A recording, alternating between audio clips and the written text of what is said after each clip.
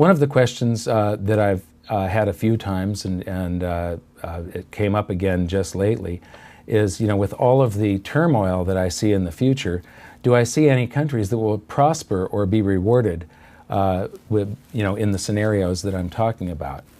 And I really don't know which ones are going to be the big winners in this. There's a global event like this where it's releasing decades of stored up energy, where we've borrowed prosperity out of the future to spend it today. The whole boom that we've had is credit based.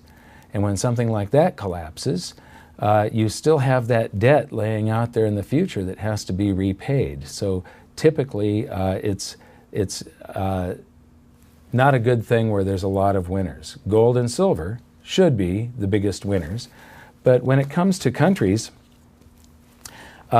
countries that have the most credit-based monetary systems are going to suffer the most.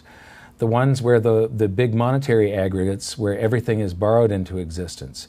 The countries that have, all currency is borrowed into existence, but the countries where most of the currency supply is base money circulating as paper bills in the public, that's going to suffer a whole lot less than the countries like the United States, where everything is rigged up on credit that's leveraged by credit that's leveraged by credit.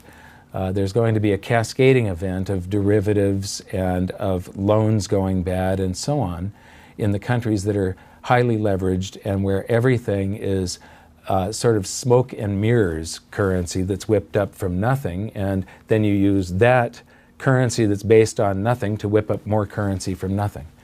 But it's all owed back. And so the countries that are going to do the best out of this are probably the countries that are the poorest right now, third world countries, and all of the first world countries are going to see the giant convulsions. However, Robert Kiyosaki used to say that real investors rush toward crisis, not away from it.